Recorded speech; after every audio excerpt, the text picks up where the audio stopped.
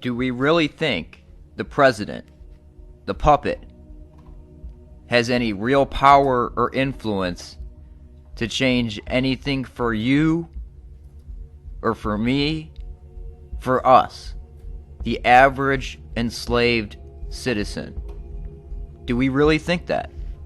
And out of everyone, this guy, with such a fragile ego, this Hollywood guy, this real estate guy, this system guy? Or is this the classic political stage show? The distraction. Of course, with the deception stepped up a notch due to the fact that people are starting to see through the bullshit because of the vast amount of information available these days. I have a critical question to ask here. Why have Bush, Obama, and now Trump all followed the same Zionist Project for the New American Century plan, the hit list of the 7 countries? They have all continuously followed that plan. I came back to see him a few weeks later, and by that time we were bombing in Afghanistan. I said, "Are we still going to war with Iraq?" And he said, "Oh, it's worse than that." He said, he reached over on his desk, he picked up a piece of paper, he said, I just got this down from upstairs, meaning the Secretary of Defense's office today, and he said, "This is a memo that describes how we're going to take out 7 countries in 5 years, starting with Iraq and then Syria, Lebanon, Libya, Somalia, Sudan, and finishing off Iran." Why did Trump spend his campaign condemning the banks, Goldman Sachs in particular, then get in office and turn around and hand the economy over to them? Our movement is about replacing a failed and corrupt, now when I say corrupt, I'm talking about totally corrupt, political establishment with a new government controlled by you, the American people.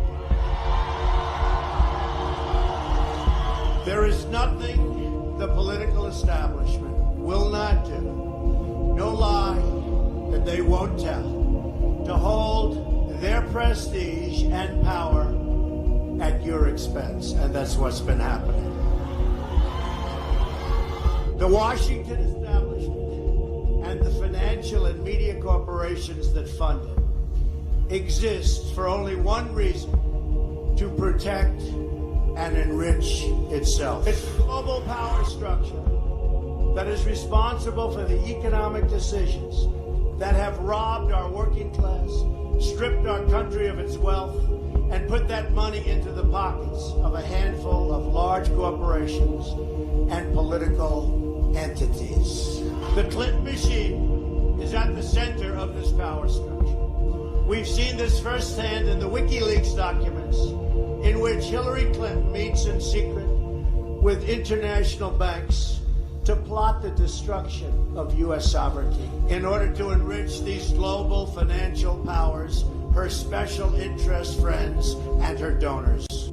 Why did Trump praise Iran for fighting terrorism?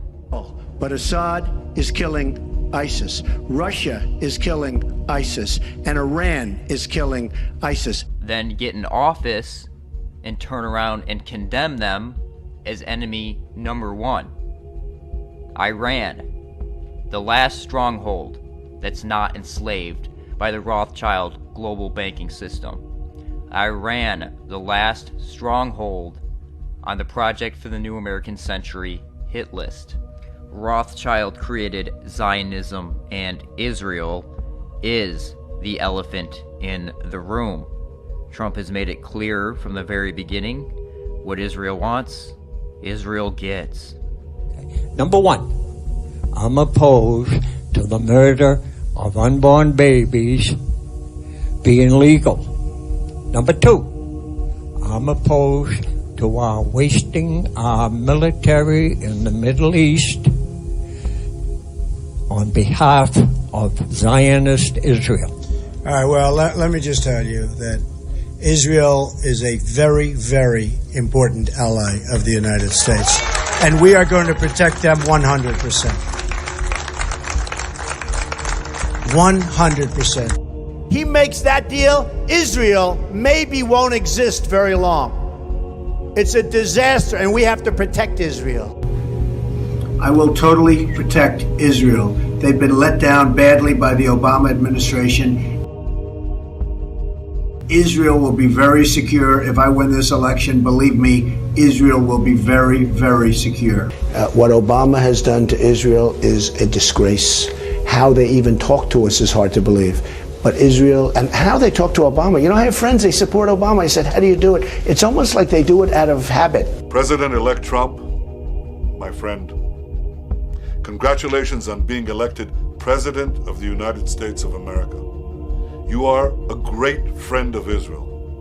Over the years, you've expressed your support consistently, and I deeply appreciate it. I look forward to working with you to advance security, prosperity, and peace. I say, if I were a Jew, I'd be a Zionist. I am a Zionist. You don't have to be a Jew to be a Zionist. I am a Zionist. You don't have to be a Jew to be a Zionist. He wants to have that dynasty, that Trump name, to be absolute beyond platinum and the jewel in the crown of not just American families, but world families, when you could empower the little guy and be their king. And that's what's happening right now. I will dive deeper into Trump's Goldman Sachs hires and the Project for the New American Century continuation a little bit later. First, I would like to point out the man behind Trump getting elected, Jared Kushner, his daughter's husband. This is an interesting fellow here.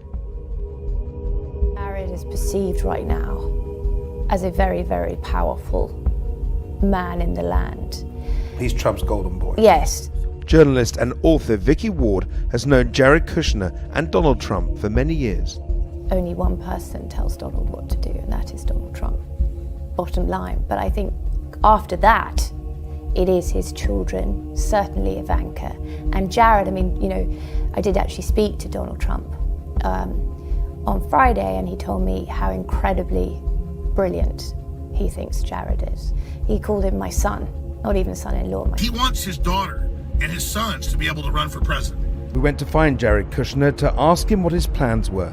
Walking to the office at 666 Fifth Avenue with his parents, he was offering no clue. Keep in mind, Khazars are what the Rothschilds are. DNA tests prove they are not the Jews of the Bible. They call themselves Jewish for political reasons. With his parents, he was offering no clues. Mr. Kushner, you think you're going to get a job in the White House? Have a good day. Thank you. You're going to get a job in the White House, you think? Charles, do you think he's going to get a job in the White House? The disarming smile gave nothing away. Jared Kushner is now inside his company headquarters with his parents for their regular Tuesday business meeting. Just like the Trumps, this is very much a family affair. It's all about loyalty and sticking together. Jared Kushner's fortune, like Trump's, comes from real estate. His company's headquarters are just across the road from his father-in-law's. They used targeting. They found a way to get people on Facebook and Twitter. They were going from $8,000 a day selling hats and stickers on the site to $80,000 a day. And that gave them money to help run the marketing, but also it turned all these people into walking Trump billboards wearing all the gear. So that was just one thing. Then they evolved into this 100-person secret data center down in San Antonio, and they had data do everything. Data determined his schedule, his rallies, even what he spoke about in the rally.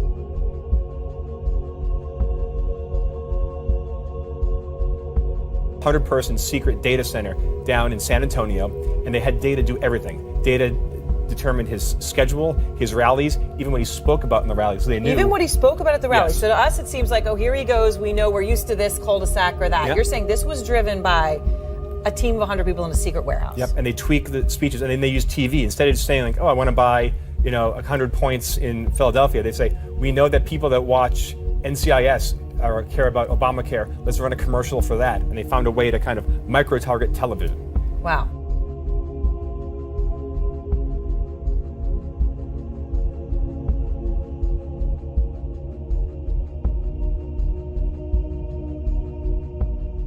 As I said, Kushner is a Khazar. DNA tests prove that these people have more in common with the Hunnic and Uyghur tribes and the people of the Caucasus than the Hebrews of the Bible. So what's the big deal? Don't call me an anti-Semite. Let's point out that these people These Khazars control the banks, control the media, control entertainment, Hollywood.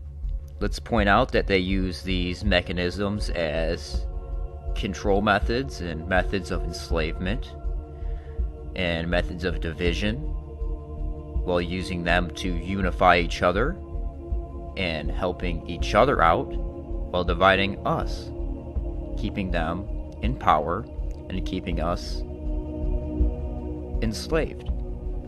So this Trump movement wasn't as grassroots as we thought it was. They're using the latest supercomputers to target you at specific times. They're telling you what you want to hear. Right? That's the classic political move. Here's the thing. There are two sides to every coin. One side may seem more sane and may have more truth to it. Nevertheless, it is still the same coin. Trump spent his campaign telling people what they wanted to hear, yet gets in office and does another. And through intelligence and gatekeeping operations, such as InfoWars, Trump's propaganda arm, they were able to dictate what the people wanted to hear and what the emotional responses were that drove this campaign. Trump says one thing and does another. Sound familiar? It's the same game. Except this time, the alternative media isn't questioning it, isn't pointing out these hypocrisies. Alright, now on to the insider banking hires. As I said before, Trump spent his campaign condemning the banks and explaining how Clinton was owned by the banks. Then he gets in office, and guess what he does? Hands the economy over and many other positions to the banks. Trump has always kissed the bank's ass. In real estate, you need an enormous amount of cash flow, thus you have to kiss the bank's ass. I pointed that out in my previous Donald Trump exposed video. So what does Trump do? He turns around and appoints former Goldman Sachs president, not some low-level guy, President Gary Cohn, as director of the National Economic Council. Then he makes son of a partner and a partner himself, Steve Mnuchin, Treasury Secretary. Now this next guy isn't a Goldman Sachs guy, but he did spend 24 years working for the Rothschilds, which makes him just as much as a psychopath as the rest of them. Wilbur Ross, who he made his Commerce Secretary. Then, of course, Trump's chief strategist, Steve Bannon, also a former Goldman Sachs guy, and the newest hire for Deputy Treasury Secretary, James Donovan, another former Goldman Sachs boy. And of course, he makes Jay Clayton the head of the SEC, the Securities Exchange Commission, the position that polices Wall Street. So I guarantee you this Goldman Sachs guy is going to hold their feet to the fire. And Diana Powell, she's an advisor and former Goldman Sachs as well. And of course, the head of the Federal Reserve is Janet Yellen, and her vice chairman is Stanley Fischer, who coincidentally used to be the governor of the Bank of Israel. Now, of course, Janet, Stanley, Wilbur, Steve, James, Gary are all staunch Zionists. They're all Zionists. When you look at this picture as a whole, it's very obvious that Trump has handed the economy over to the Zionists, aka the Rothschild banking system. And continuing with the Zionist handover, Trump has appointed David Friedman, a hardcore right-wing Zionist, as ambassador to Israel. for international negotiator, for trade, etc., and for negotiator for the Israeli and Palestinian relations, Jason Greenblatt, another hardcore right-wing Zionist. After knowing all this, it's extremely clear that Trump is Israel's boy. Trump is a close friend of Benjamin Netanyahu. He's made it clear that the American embassy will move to Jerusalem, which is extremely provocative to the Palestinians. He will support more Jewish settlement in Palestinian land, and he's creating a situation that makes a non-reversible, non-debatable situation for the fake Khazar Jews to control land that is not theirs. Since Trump has won, Israel has become extremely publicly confident, and no one questions them. No wonder these Arabs and Muslims hate the West. So this segues me to the Project for the New American Century, the Zionist-dominated Project for the New American Century think tank. The Project for the New American Century was a Zionist-dominated, Washington-based think tank created in 1997. Key members rose up to power with the Bush administration shortly after. In September of 2000, they produced a document calling for regime changes in 7 countries and the ability to wage simultaneous wars, and to be the global policeman and to control space and cyberspace. The report recognized, quote, "The process of transformation is likely to be a long one, absent of some catastrophic and catalyzing event, such as a new Pearl Harbor." 1 year later, 9/11 happens, and Bush called it the Pearl Harbor of the 21st century. So how did this process start? Well, first they needed an excuse to go to war. They needed something people could rally behind, thus the new Pearl Harbor. So they asked themselves, how do we invade Afghanistan? They're not under the global banking system and they need to be. Well, we'll use our intelligence agencies and others, Israel's, to create a false flag attack on America, where many innocent people died.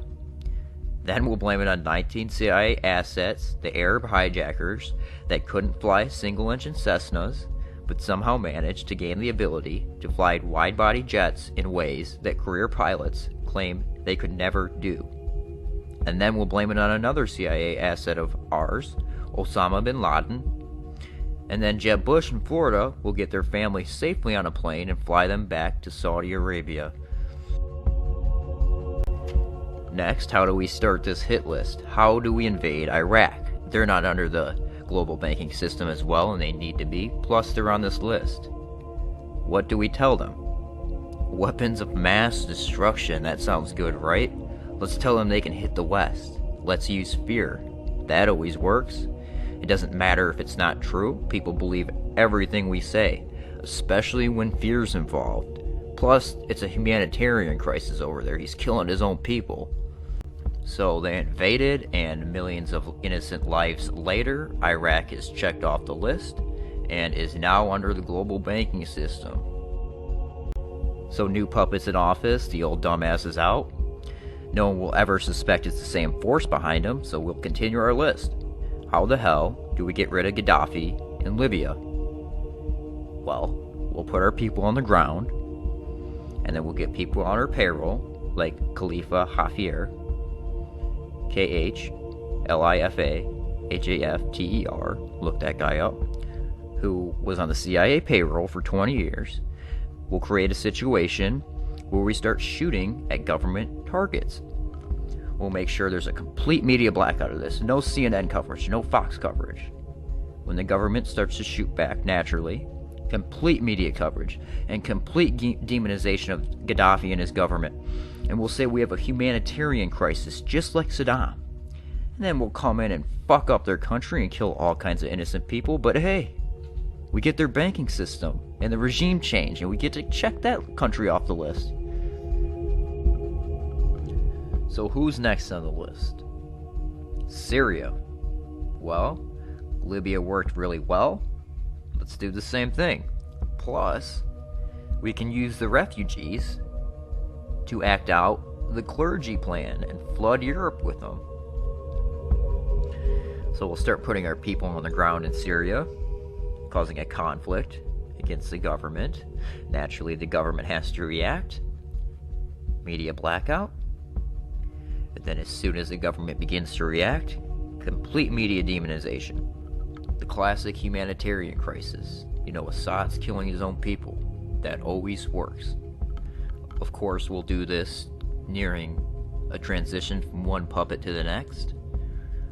It's been pointed out that Libya was a disaster and that it was Hillary's fault. Everyone would question her. But Trump's worshippers won't question a single thing he does. So he is the ideal puppet to continue this plan.